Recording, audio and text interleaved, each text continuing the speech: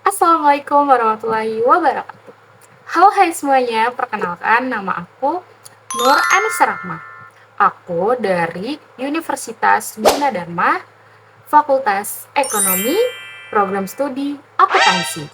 Aku dari angkatan 2025. Jadi, pada kesempatan kali ini, aku akan nge-review buku, yaitu buku Pengantar Sosiologi Politik, karya Profesor Dr. Damsar. Nah, teman-teman, ikutin aku ya untuk nge-review buku ini. Let's go!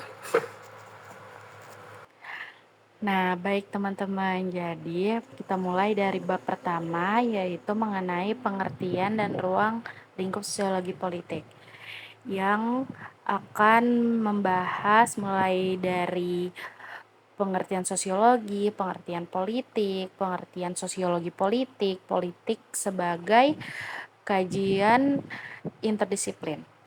Dalam bab pertama ini, Profesor Dr. Damsar membedah fondasi epistemologis serta ruang lingkup sosiologi politik sebagai disiplin yang berada di persimpangan antara sosiologi dan ilmu politik. Jadi pembahasan diawali dengan menelaah pengertian sosiologi melalui pandangan para ahli seperti David Winkerhoff dan Lynn K. White, serta Paul B. Horton dan Chester L. Hahn, guna memahami bagaimana struktur, norma, dan tindakan sosial terbentuk.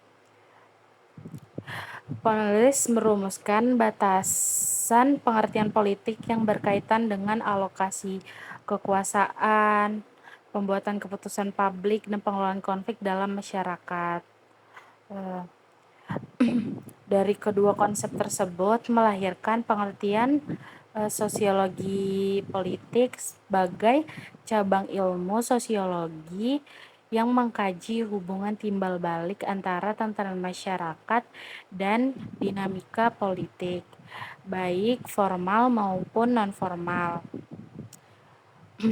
Penulis menekankan bahwa fenomena politik tidak pernah berdiri terisolasi, melainkan selalu berakar pada realitas sosial tempat masyarakat beroperasi.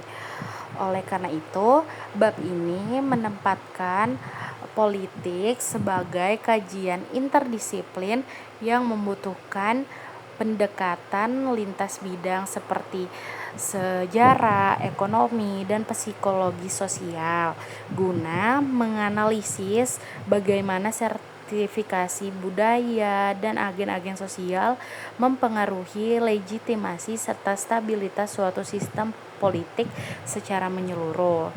Nah, jadi itulah yang kita bahas pada bab pertama ini. Jadi kita bakal lanjut bab 2. Dadah. Nah, baik, kita lanjut ke bab 2, yaitu mengenai pendekatan sosiologis tentang politik, yaitu yang akan membahas tentang peletak fondasi sosiologi politik dan teori sosiologi sebagai pendekatan. Jadi, pada bab 2 ini berfokus pada kajian mengenai berbagai pendekatan dan pemikiran sosiologis yang menjadi dasar dalam menganalisis fenomena politik. Jadi pada bagian awal yaitu mengulas mengenai kontribusi pemikiran para peletak fondasi sosiologi politik dunia, dimulai dari sumbangan Karl Marx mengenai pertentangan kelas dan basis ekonomi. Lalu ada Emil Durkheim tentang solidaritas sosial dan anarki. Lalu ada Max Weber mengenai rasionalisasi dan tipe-tipe otoritas, hingga Pareto serta Gaetano Mosca tentang teori sirkulasi dan dominasi elit. Selain itu, dipaparkan pula pandangan Alexis de Tocqueville mengenai demokrasi dan kebebasan sipil serta Gabriel tentang proses imitasi sosial. Jadi pembahasan pada bab 2 ini mengenai penerapan teori-teori sosiologis utama sebagai kerangka pendekatan politik, yaitu teori struktural fungsional yang memandang sistem politik sebagai bagian dari keseimbangan struktur sosial. teori struktur konflik yang menyoroti pertentangan kepentingan dan perebutan sumber daya. Lalu ada juga teori interaksionisme simbolis yang menekankan makna serta simbol dalam perilaku politik harian dan teori pertukaran yang menganalisis kalkulasi untung rugi dalam realisasi aktor politik. Nah, teman-teman, jadi pada bab 2 ini kita membahas mengenai pandangan para ahli mengenai pendekatan sosiologi politik. Baik, kita akan lanjut ke bab 3. Let's go. Baik teman-teman, jadi kita lanjut ke bab 3 yang akan membahas mengenai kekuasaan. Dari apa itu kekuasaan, pemikiran sosiologi tentang kekuasaan, produksi kekuasaan, distribusi kekuasaan, dan konsumsi kekuasaan. Jadi pada bab ketiga ini membedah secara komprehensif salah satu konsep paling sentral dalam sosiologi politik, yaitu kekuasaan. Mendefinisikan kekuasaan sebagai kemampuan untuk mempengaruhi pihak lain agar bertindak sesuai kehendak pemegang kekuasaan. Lalu, membedahnya melalui pemikiran sosiologi para tokoh utama seperti Max Weber, Bertrand Russell, Carlos F. Andrein, dan Michel Foucault yang melihat kekuasaan tersebar dalam jejaring relasi sosial. Jadi pada bab ini menjelaskan proses reproduksi kekuasaan yang tidak pernah statis, melainkan terus dirawat dan dibentuk kembali melalui analisis pertukaran, analisis konflik, serta analisis fungsional. Pada bagian distribusi kekuasaan, dibahas konsep penyebaran kekuasaan dalam masyarakat. Kaitannya dengan stratifikasi sosial sebagai fenomena distribusi hingga proses-proses yang melatar belakangi penyebaran tersebut.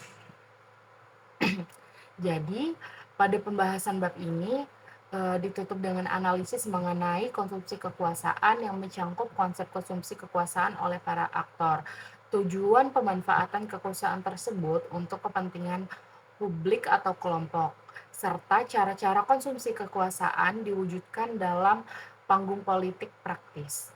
Jadi itu yang dibahas pada bab 3. Kita akan lanjut mengenai pembahasan pada bab 4.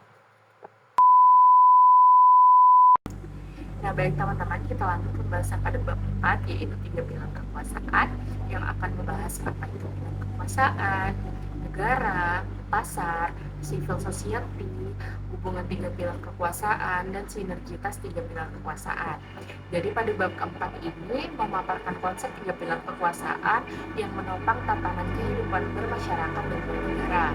Pembahasan diawali dengan pemahaman mengenai pentingnya pilar kekuasaan. Jadi pilar kekuasaan yang pertama yaitu ada negara, meliputi negara, asal usulnya, hingga fenomena kegaduhan negara. Pilar kedua yaitu adalah pasar yang diulas dari segi pengertian, asal usul, mekanisme pasar yang mengatur dirinya sendiri hingga fenomena kegaduhan pasar. Yang ketiga yaitu adalah civil society atau masyarakat sipil yang mencakup pengertian, asal usul, pengembangan fenomena masyarakat sipil di Indonesia, serta perannya sebagai gerakan sosial dan kekuatan penyeimbang. Lalu kemudian menganalisis hubungan kompleks antara ketiga pilar ini, baik hubungan antara negara dan pasar, negara dan masyarakat sipil, maupun pasar dan masyarakat sipil. Jadi bab ini menggarisbawahi bahwasanya stabilitas dan keadilan sosial hanya dapat dicapai melalui sinergitas yang seimbang antara pilar negara, pasar, dan masyarakat sipil, tanpa adanya dominasi tunggal dari salah satu pihak pilar saja. Jadi itu yang kita bahas pada bab keempat ini teman-teman. Nah, masih ada 4 bab lagi yang bakal kita bahas. Kita lanjut pada bab 5. Let's go!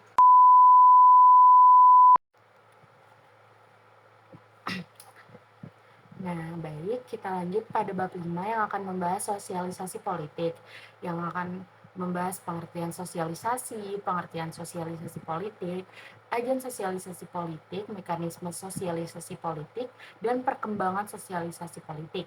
Pada bab 5 ini mengalihkan perhatian pada proses internalisasi nilai, norma, dan orientasi politik dalam diri individu yang dikenal sebagai sosialisasi politik.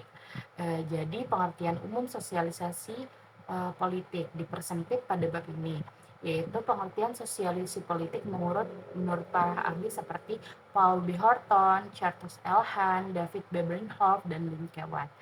Jadi, eh, diuraikan peran penting ajan-ajan sosialisasi politik dalam mentransmisikan nilai meliputi keluarga, sekolah, kelompok, teman sebaya, hingga media massa. Bab ini juga membahas mekanisme sosialisasi politik yang berlangsung melalui imitasi, instruksi, diseminasi, motivasi, penataran, cermin diri politik, hingga pengambilan peran politik.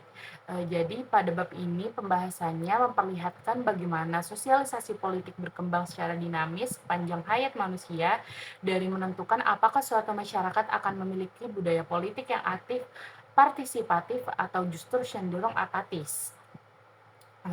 Jadi pada bab 5 ini membahas bagaimana pandangan individu terhadap politik, teman-teman. Bagaimana para individu menanamkan dalam diri untuk memandang politik itu sebagaimana melalui sosialisasi politik ini. Adapun yang juga dibahas di bab ini mengenai pendapat para ahli mengenai pengertian dari sosialisasi politik. Lalu kita akan lanjut pada bab 6. Nah, selanjutnya kita udah sampai pada bab 6, yaitu partisipasi politik, yang akan membahas pengertian partisipasi politik, dan tipologi partisipasi politik, atasan partisipasi politik, stratifikasi sosial, dan partisipasi politik, yaitu membahas berfokus pada wujud nyata keterlibatan warga negara dalam ranah publik melalui partisipasi politik. Jadi pengertian umum partisipasi, penulis merumuskan pengertiannya sebagai kegiatan warga untuk memenuhi proses pengambilan keputusan atau pemilihan penjabat pemerintah. Jadi memaparkan tipologi partisipasi politik dari berbagai pemikir dunia seperti Cat Fox, John M. Nelson, Michel Rush, dan Philip Althoff. Nah, jadi dianalisis pada bab ini berbagai alasan yang mendorong individu untuk berpartisipasi maupun menarik diri dari kegiatan politik. Jadi bab ini diakhiri dengan analisis sosiologis mengenai hubungan erat antara stratifikasi sosial dan tingkat partisipasi politik, di mana kedudukan ekonomi, pendidikan, dan akses sumber daya terbukti menjadi faktor determinan yang mempengaruhi bentuk serta efektivitas partisipasi seseorang dan panggung politik. Nah, jadi pada bab 6 ini tuh membahas bagaimana partisipasi individu terhadap politik, bagaimana menarik diri terhadap politik, bagaimana melibatkan diri. Jadi pada bab ini membahas lebih lanjut bagaimana seorang individu tuh dapat terjun ke dalam politik tersebut, seperti itu. Jadi kita akan lanjut pada dua bab lagi yang tersisa, yaitu ada bab 7 dan bab 8. Kita lanjut ke bab 7. Nah, baik teman-teman, lanjut pada bab 7. Jadi pada bab 7 ini yaitu membahas komunikasi politik, yang membahas tentang pengertiannya, model komunikasi politik, komunikator politik, antara komunikasi, kampanye, dan marketing politik. Jadi pada bab 7 ini membahas sarana penyampaian pesan dan saluran informasi dalam arena politik, yaitu komunikasi politik. Yaitu membahas tentang pengertian komunikasi politik secara umum menurut para ahli, dari Azrul Windar hingga Mirim Budiarjo. Penulis juga memaparkan bahwasanya fungsi-fungsi komunikasi politik seperti fungsi informasi, pendidikan, hingga sarana pembentuk pendapat umum. Dan juga pada bab ini membahas model-model komunikasi politik seperti linier, interaksi, dan transaksional, serta mengidentifikasi sosok komunikator politik yang terdiri dari politisi, profesional, aktivis, tokoh masyarakat, elit birokrasi, hingga penyambung lidah politik. Pembahasan pada bab ini tutup dengan keterkaitan komunikasi politik elit serta marketing pemasaran politik dalam mempengaruhi preferensi serta dukungan politik di era modern. Baik teman-teman, kita akan lanjut pada materi terakhir pada buku ini, yaitu pada bab 8. Let's go!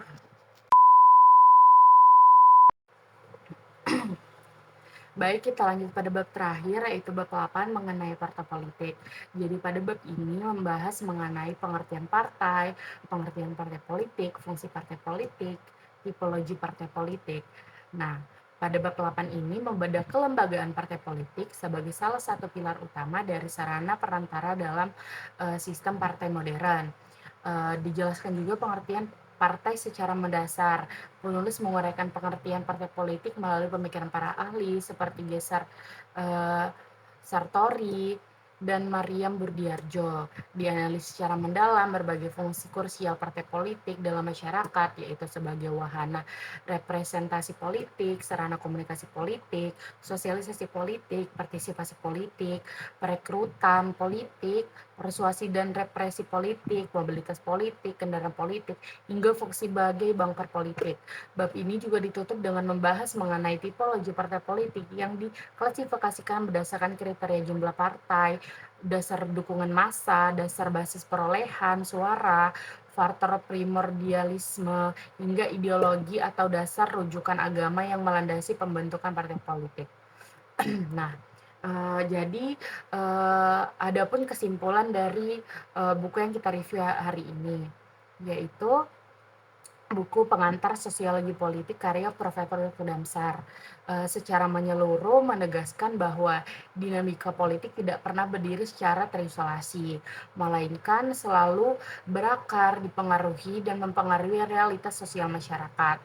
Pemahaman mengenai fenomena politik tidak cukup hanya dilihat dari kelembagaan formal negara, melainkan harus menggunakan pendekatan interdisipliner untuk menelaah bagaimana landasan teori sosiologi mulai dari pemikiran klasik hingga teori kontemporer, menjelaskan hakikat kekuasaan. Kekuasaan itu sendiri tidak bersifat statis, melainkan terus direproduksi, distribusikan, dan dikonsumsi dalam masyarakat, yang kestabilannya sangat bergantung pada keseimbangan serta sinergitas antara 3 pilar utama, yaitu tadi ada negara, pasar, dan civil society atau masyarakat sipil.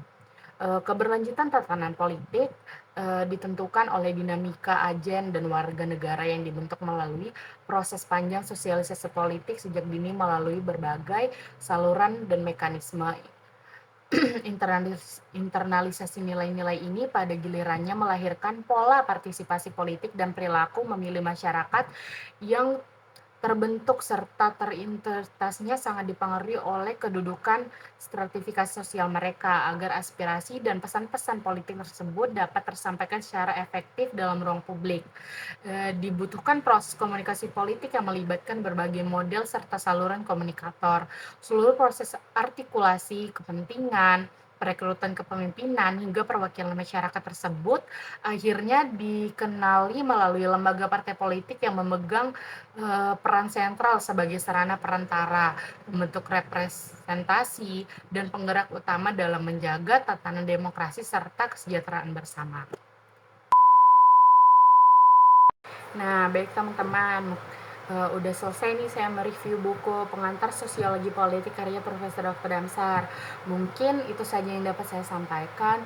Jika dalam penyampaian saya dalam mereview buku ada yang salah, penyebutan nama para ahli yang salah, atau dalam menyampaikan sesuatunya ada yang salah, saya masih dalam proses belajar. Jika memang ada kesalahan dalam memaparkan review buku ini, saya mohon maaf. Saya akhiri. Wassalamualaikum warahmatullahi wabarakatuh. Terima kasih semuanya sudah menonton. Bye bye.